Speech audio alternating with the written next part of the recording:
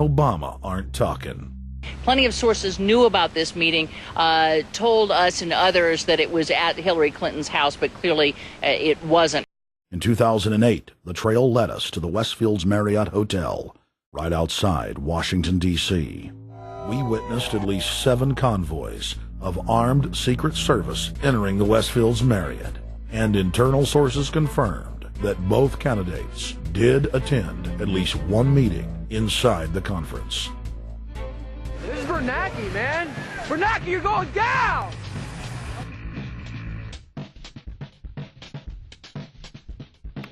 Obama, we know you're here, Obama. You cleared your schedule for the next 3 days. We know you're in Virginia. Writing in his 1964 book, With No Apologies, Senator Barry Goldwater said, "The Trilateral Commission is intended to be the vehicle for multinational consolidation of the commercial and banking interest by seizing control of the political government of the United States. The Trilateral Commission represents a skillful, coordinated effort to seize control and consolidate the 4 centers of power: political, monetary, intellectual, and ecclesiastical. What the Trilateral Commission intends is to create a worldwide economic power superior to the political governments of the nation-states involved. As managers and creators of the system, they will rule the future." Bilderberg issues executive decisions and prime directives to its subdirectorates for implementation. The Trilateral Commission takes the Bilderberg Group agenda and executes it through regional roundtable groups throughout Europe, Asia, and the Americas. The Council on Foreign Relations serves as the managing roundtable group in the United States sector. The Council on Foreign Relations has dominated every administration since the days of FDR. Upon Obama's inauguration, members of the Bilderberg Group, Trilateral Commission, and CFR flooded into every position of power in the executive branch, replacing Trilateral Commission and CFR members who previously filled the positions during the Bush administration. Created a power elite, and we're not talking about the millionaire down the street. You can't even be a member of their club unless you're a multi-billionaire. And friends, this is not about rich versus poor.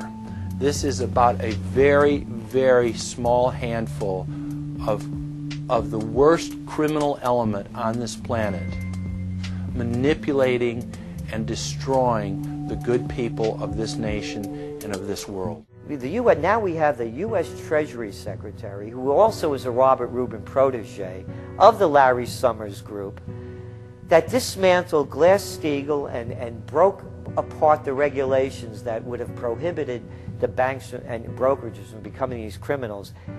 He was the former president of the New York Federal Reserve, and now he's our Treasury Secretary. And as we all know, the Federal Reserve is as federal as Federal Express. It's a private bank. And now we've put this guy in charge of it? I mean, Wall Street has hijacked Washington in broad daylight. Every single one of his appointments support the status quo.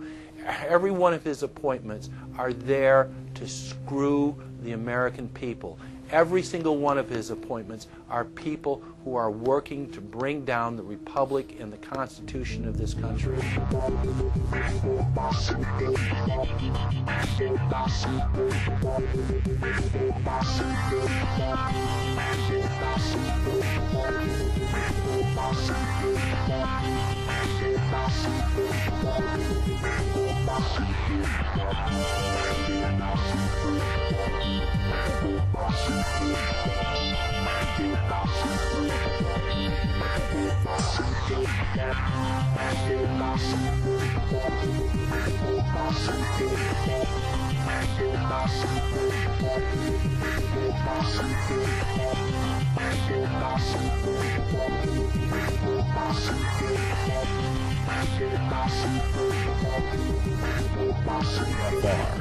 And the list goes on and on.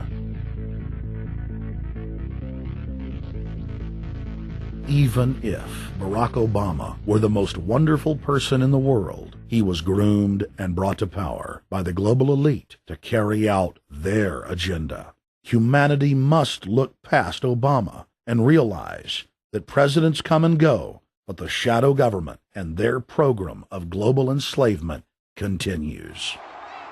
How could people be so stupid and gullible to believe a bunch of political people? It is very disturbing to see well-meaning people falling for high-tech propaganda over and over again. It happened after 9/11. The American people en masse were swept into a mob psychology, irrationally throwing their common sense to the wind and doing whatever the administration told them to. The general public eventually caught on to the fact that George W. Bush was a deceitful thug and that the economy was in free fall. In the midst of it all, Barack Obama was there, speaking out against the abuse of the people at the hands of the establishment. With the election of Barack Obama, the world rejoiced that the United States was no longer in the hands of madmen. But unfortunately for humanity, this was another vicious fraud. I want to like the guy. He speaks gently. He's intelligent. He seems to be a man of peace. He is just as charismatic as they come. But you know what? Is that a tree is really, really measured by the quality of its fruit. And when you kind of put away all the flowery words, when you put away all the rhetoric, when you put away all the rock and roll music, what he does is what's important for the people of this country, starting with the truth. Obama is notoriously a liar. He promised that he would get out of Iraq, I think within 16 months at some point. We had Samantha Power telling the Scotsman that he wouldn't be bound by those promises, and sure enough, he's now not going to be bound by those promises. Obama pledged in hundreds of speeches and interviews that within 6 months of being elected, he was going to bring our troops home from Iraq. But after he was inaugurated, the story changed. Now he said that they would look at bringing some of the troops home in 16 months. 2 weeks later, his story had changed again. Now the administration would look at bringing the troops home in 23 months. Well, Obama's already fudging. He's fudged since day one in this election, where he first said we're getting out. Well, now it's a timetable, and now it's da-da-da, because they're getting to him. They're understanding that, and he ain't going to be able to get him out because people more powerful than him got us in. When he first ran, remember, he was going to take the troops out. I get in there, troops come home. Day one. There is no military solution in Iraq, and there never was. I will begin to remove our troops from Iraq immediately. And then that went to 16 months. And now he's going to add, they're saying, another 30,000 or more troops to Afghanistan. Next, he sent 30,000 more Marines to Afghanistan, doubling the total number of forces in the crosshairs. Barack then announced that he was going to move missile systems into Eastern Europe to encircle Russia. But after all, what should we expect after he kept Bush's Secretary of Defense Robert Gates? Barack Obama swore that he would vote to repeal the Patriot Act, but then he voted for its reauthorization. Obama decried the Bush administration's illegal warrantless wiretapping of the American people. Then he voted to legalize it. Obama pledged that he would filibuster any attempt to give retroactive immunity to the telephone companies, the telecom companies, except he then turned around and voted for that bill. Most people don't know, for example, that he voted to reinstate the Patriot Act and more government wiretapping. Candidate Obama told desperate factory workers in speech after speech that he was going to renegotiate NAFTA and GATT to make it more fair for American workers. It is absolutely true that NAFTA was a mistake. But then his campaign was caught sending out memos to top corporate leaders, telling them not to worry and that it was just campaign rhetoric. We had Obama saying, you know, I'm against free trade. I don't like NAFTA and all those free trade sellouts. We had Austin Goolsbee going to the Canadian diplomats and saying, don't mind him. He's just popping off. That's just election era rhetoric. Doesn't mean anything. Presidential candidate Barack Obama was publicly criticizing the North American Free Trade Agreement in a bid for votes, but privately telling Canadian officials not to worry about it.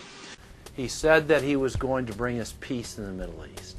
He said that he was going to bring us transparency and a balanced economy. He said that he was going to not have lobbyists. He said he was going to clean up government. He said he was going to work for the environment. And point by point by point, within the first month of his inauguration,